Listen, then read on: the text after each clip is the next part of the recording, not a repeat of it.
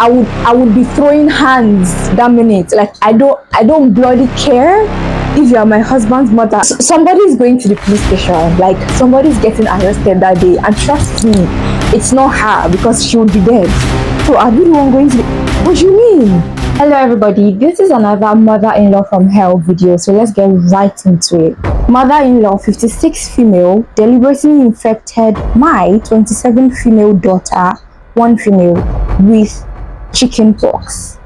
I am livid. She doesn't think it's a big deal.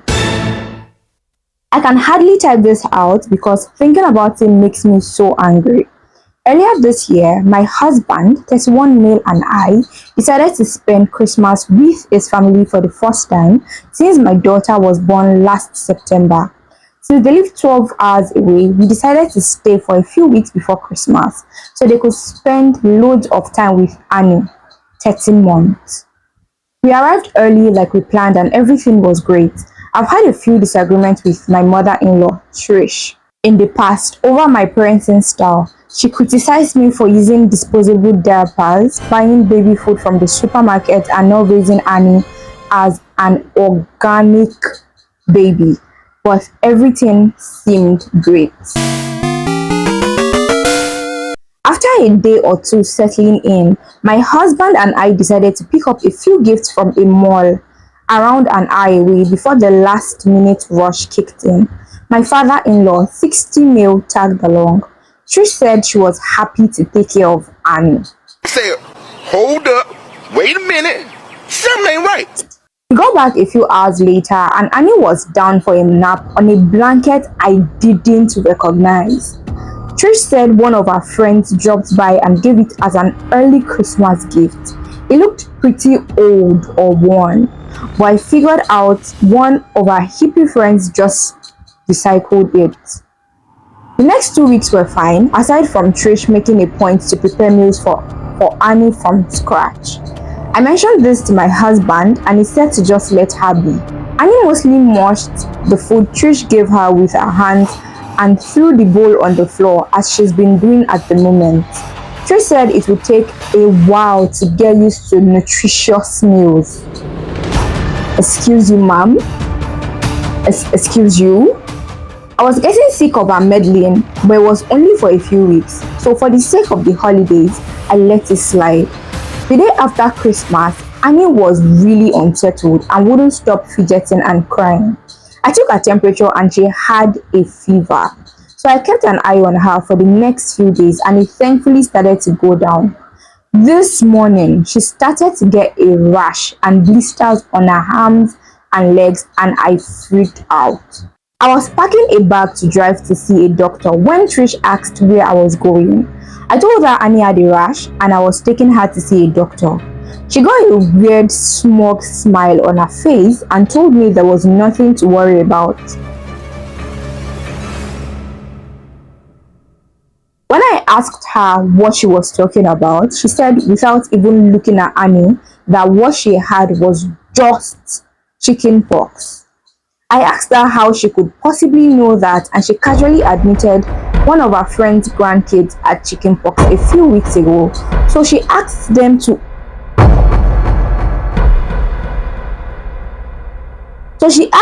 wipe a blanket over the child's arms, legs, and face and bring it to her house. That was the blanket that the child was in.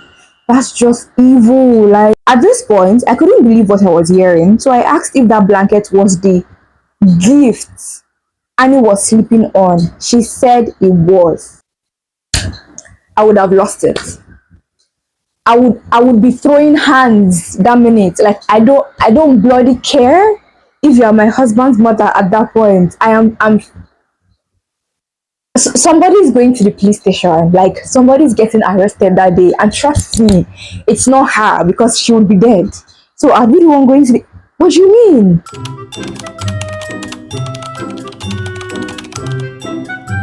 I lost my shit. To be honest, I don't really remember what I said because I was up most of the night for 2 days checking on Annie. I just unleashed on Trish, asking what the freak was wrong with her. My husband and father-in-law came to try to calm things down, and Trish dug in her heels and said chicken pox was the best, most natural thing for Annie to build up her immunity. The award of the best grandma of the century goes to Woo. Grandma Trish. What, are you a doctor? Like, do you understand that like people actually die from having chicken pox? I am fully aware of what y'all say about me. Number one, and I don't give a fuck. I already have a vaccination scheduled in place with my pediatrician, and she was booked in to get immunized for chickenpox at 18 months. We drove to see the doctor and he confirmed she had it. He said I would have to cut Annie's nails short and might have to tape socks on her hands while she sleeps because kids so young can scratch until they bleed and will leave scars. On the drive back, my husband started making excuses for Trish. Excuse me? Like, bro, I don't freaking care if she's your mother at this point. That's my child. Like, she was in my womb for 9 months. You were just eating and do whatever you wanted to do for those 9 months. I was the one that was carrying the baby. So maybe you don't know how it feels to actually mother a child or maybe give birth to a child. I know.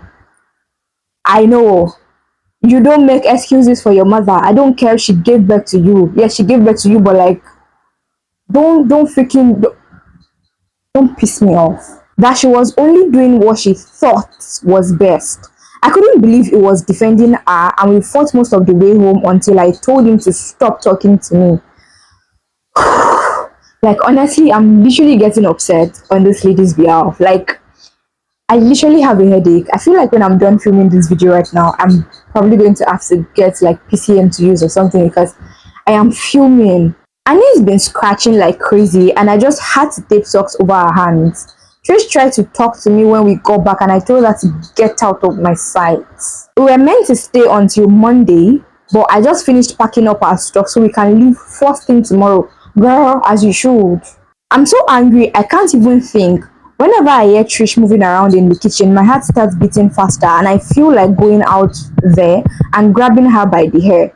I don't ever want to see her again or let my daughter see her again. Honestly, like, after that, you are not seeing my children again. Like, you're never going to see them.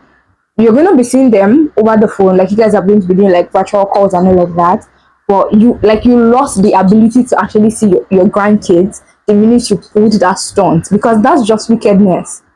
That child is 13 months. That's like a year and a month old. And you did that? Like, I know even adults, when adults have chicken pox, you understand the type of suffering they go through. Let's talk about a child that can barely talk, that cannot even express how they feel except from crying. What can I say to make her and my husband realize the enormity of what she's done? I don't think I can speak coherently to their faces until Annie gets better. Girl, listen, when you are trying to like correct someone or like make someone realize that they've done something wrong, it has to be somebody that is ready to take corrections. Your husband and his mother, they're both stupid people. I don't like to call names, but like, that's just what it is. There's nothing you can do. God, just leave. Like, I want to know how this ends, and don't.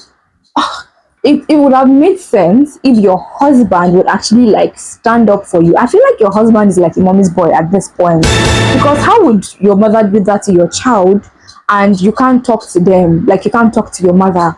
Like, no, you don't do that. Like, even if you are like trying to, what's the word now? You're trying to like play it safe with me, like, oh, you don't want it to seem like I'm insulting your mom. You talk to me like, oh, I'm going to talk to her, that type thing. That makes sense. You don't just tell me, oh, she's trying to do what's his best. But no, was that how she raised you? If that was how she raised you, I don't give a damn. Don't, girl, just leave.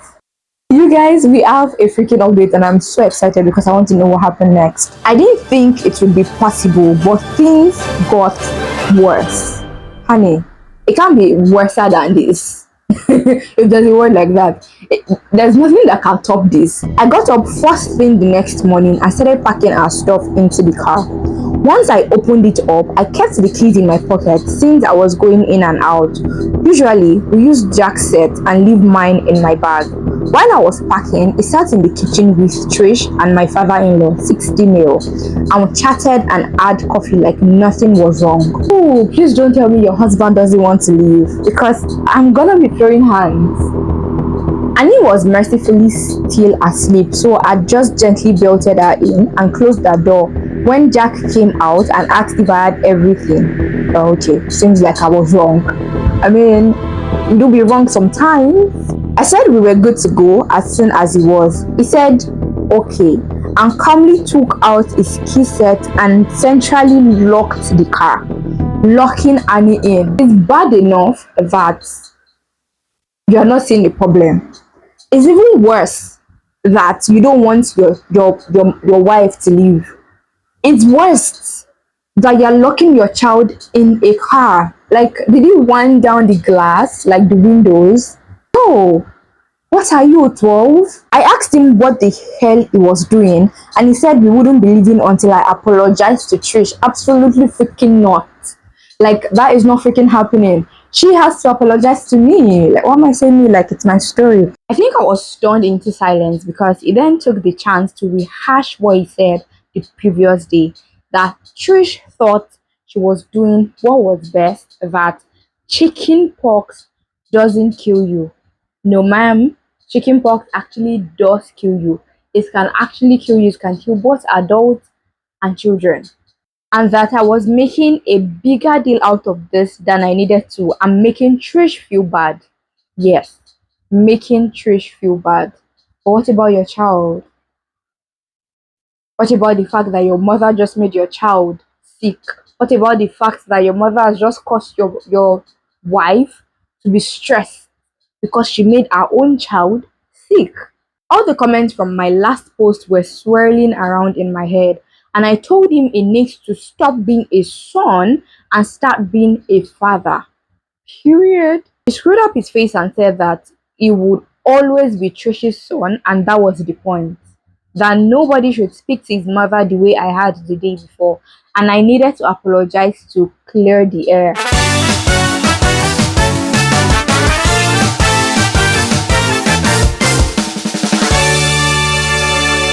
Listen, girl, you need to actually drive right. I don't know how you're going to do it, but like drive off and leave him there. Since you want to be a son so badly, stay with your mother. And you know the sweetest part would be after you leave, you change the locks in the house and then you have the keys with you. So he can actually stay with his mother forever. I felt like I had entered some kind of weird twilight zone where I had accidentally married a 9-year-old instead of an adult man. So I just asked him to open the car so we could leave. He repeatedly refused, then walked back inside and said he would see me in there when I was acting more reasonable. So what you're trying to tell me right now is that you locked your sick you locked your sick 13-month-old baby in the car, and then you went back inside to wait for your wife to act more reasonable. You can probably guess what happened next. Goody. I left my bag on the passenger seat, so he had probably assumed my keys were in there. Nope. I waited 30 seconds, then just hopped into the car and drove away. My phone blew up with a million calls from him, Trish, and my father-in-law. Eventually, my mom and dad and my sister Jess, who I'm super close with, called as well. I briefly texted Jess about what was happening the day before, but she was stunned to get the full blow by blow. By the time I was on the open road, I asked her to phone Jack and tell him he could walk home for all I care. You're a better person than I will ever be, because what do you mean walk home? No, you are going to choose your mother over your child. Once she heard my side of the story and not Jack's, which was apparently that I had gone crazy, frightened Trish, and snatched Annie and sped away, she calmed way down. Mom, Dad, and Jess offered to start driving and meet me halfway so I could switch with one of them and wouldn't have to drive the full 12 hours by myself in one day. That is so thoughtful of your family members. Like, imagine them sacrificing their own time. They were probably doing something, and then they are going to like drive down to come and meet you. Only God knows how long that would take, and then drive back again. I was so grateful to see them. I pretty much broke down in a truck stop parking lot while I blubbered about how I loved them. They all took turns driving while I had a rest. It was super reassuring to talk it over and hear that Trish and Jack are the unreasonable ones. Once we got back, I stayed at my parents overnight and they said I could stay as long as I needed. See, the issue with having a partner like this and a mother-in-law like this is the fact that they are going to make you crazy. Like imagine four people having a conversation and you are the only one that is saying something completely different from the other people. You start to think that you are crazy. You start thinking, oh, maybe something is wrong with me. Like imagine the type of stress, physical and mental stress that this woman was going through just because she has a dummy for a husband. The next few days were fairly tense. I was up most of the night making sure Annie didn't scratch, which she did anyway somehow. And it seemed like she just cried and cried and cried until she was exhausted. She has 5 scars on her face and a few others on her arms from scratching. I know appearances shouldn't matter, but I'm so angry her skin is marked for life now over some stupid bullshit. This whole thing is just something I never expected to happen. Annie is still really, really young, and like the scars will actually like fade away over time. Like she's just 13 months old. I answered one of Jack's calls only to have him start a rant that he didn't recognize this person I had become. Excuse me, sir? So I hung up on him. It was due to come back for the start of the work year, which I wasn't looking forward to. But I figured we could make it work as long as Trish was 12 hours away. Then, at like 11 p.m. one night, I got a very short and formal text from father-in-law via Jack's phone saying Trish had come down with shingles.